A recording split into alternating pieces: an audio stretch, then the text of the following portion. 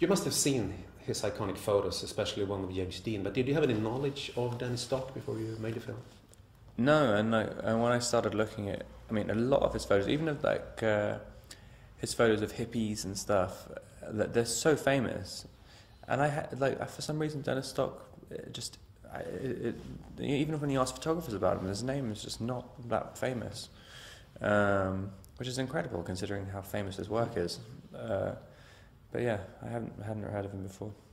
Did you study him a lot? Do you think it was necessary to get to know him that way, or did you want to sort of create him just from scratch, make him your Dennis Stock?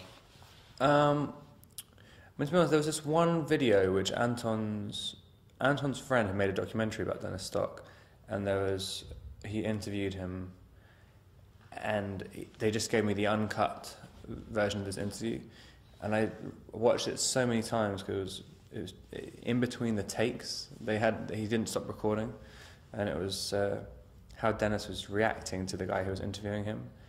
He was so rude and just like so. It was just astonishing, like how and the guy was speaking so nice to him, and I learned a lot from that. Like because I think Dennis really harboured these resentments that he had when the movie's set for his entire life. And I talked to his son Rodney about it as well. Like, he was a very kind of he had he had a massive chip on his shoulder about stuff, and I thought it was quite interesting. When you play someone who's lived, I mean, does it put more of a responsibility on your shoulders, do you think, or can you just go about it as with any part? In some ways. I mean, I definitely felt more responsibility after I'd met his son,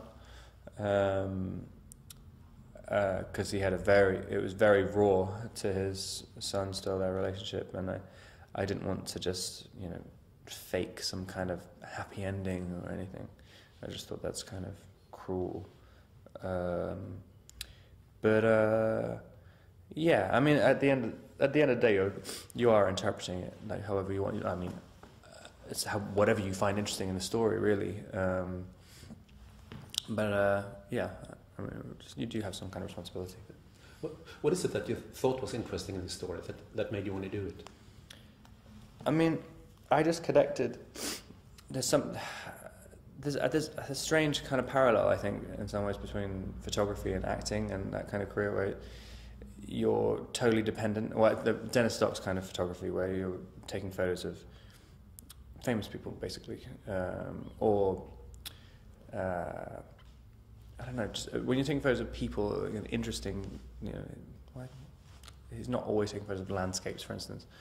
As an actor, you're dependent on the material and the opportunity to act, and how frustrating that is. And I think it was quite interesting to explore that in Dennis. And also, there's another part of Dennis where he felt he was so inhibited that it actually inhibited his work as well, as inhibitions as a person. And I kind of related to that a little bit. Some photographer friends of mine are very sensitive to how people who play photographers on films treat the camera. Mm-hmm. How did you go about it? Because Anton said he gave you one to sort of the camera becomes part of your body almost. Yeah. The Leica which I have in the movie, I was using that a lot. And you do, if you're walking around and you have it, I mean, I basically took it around everywhere for about 3 months before. It's a strange thing that happens. You kind of, for one thing, you become incredibly protective of it, mainly because it was so expensive, and I kept thinking I was going to lose it all the time. But it also gives you a kind of strange power trip. You have purpose walking into anywhere in the world, and I sort of understood why Dennis was. You can see it in the photos of him. He loved that that power when you can cover your face and take from the subject. But they have to be open to you, and I think he really enjoyed that. And also, photography is still so important. I mean, that a photography says more than 1,000 words. I mean, it still goes, really. Definitely, especially now when people can barely read. It's sort of, it says about 1 million words. No, but also you see all the photographers that change sort of the course of the world. Sometimes you have a stills photography, and that causes people to react politically all over the world. Definitely. And even, it's interesting what causes such a massive thing as well, because I mean, in this story, the James Dean photographs have probably been seen by more people than James Dean's movies, and people will look at the photographs, and it's like they're so brainwashed, and because basically that the Moody New Star thing, which Dennis Stock took, it's a PR campaign with the studio saying like that's how they wanted to promote him, and it just worked so well that like a whole generation of kids are saying like I'm conflicted too, like I'm not like my parents, I want to be something different, and this is the face of it. But it was completely manipulated. I mean, it was like and people still connect to those photos now, and it still represents a certain element of disaffected youth. Which is crazy, because he was just, I mean, literally just taking a photo of some guy walking down the street.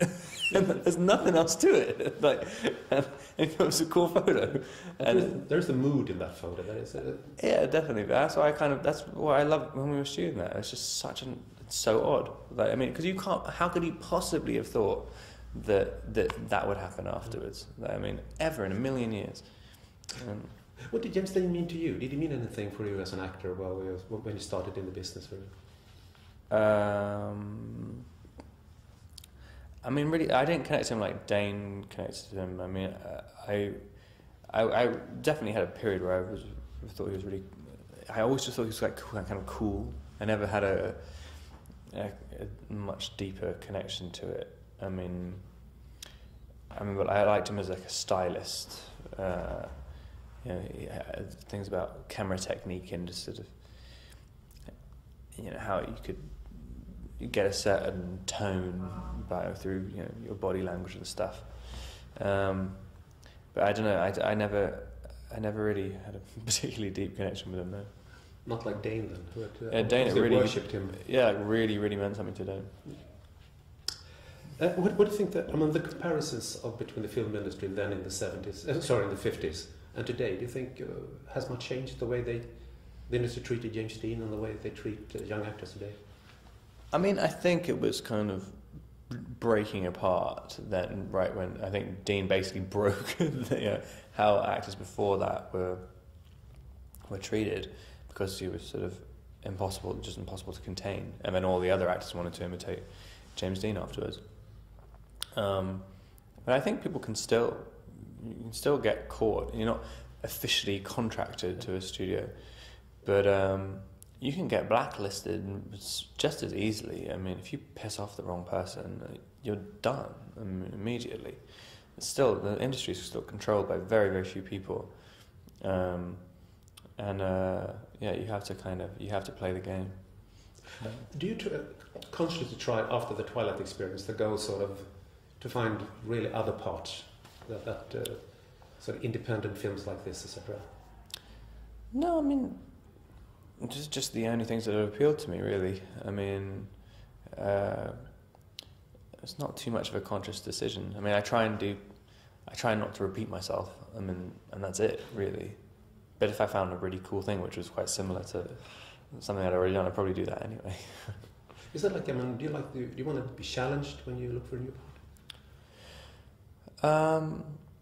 Yeah, and I kind of, you hope that doing something will allow you to learn something new about yourself and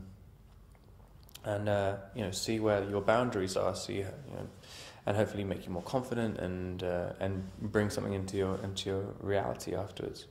Can you use what happened, the Twilight experience, to use that to get parts? I mean, you're very well known after that. You can get through the right doors to talk to people if you're interested in something. I mean, definitely to talk to people, but like really the people who I want to work with, they don't just hire you for the wrong reasons. I mean, at least you can tell when someone's hiring you or someone's offering you a job when they don't really want to offer you the job. And I wouldn't work with them anyway, unless I guess unless you really want to. But it doesn't happen very often anyway, like that. So how can you tell that? You can just tell in the tone. I mean, and it's one of the most depressing things ever. If you like someone and they're just like, yeah, well, if you want to do it, you can do it, and it's like, I don't want to do it then. Has the Twilight hysteria sort of toned down a little bit for you now? Yeah. Well, it's weird. It's either I've gotten older and I kind of just don't see it as much, or I just live a slightly different life. I go to different places. I mean, still, if you go to, I don't know, like, it's just quite random places. It can really spark off a bit of mayhem still. I think I'm just better at dealing with it now. I heard a story about you being on an airplane with 14 Danish teenagers. Yeah, I was on the way back from Budapest. I couldn't really believe that.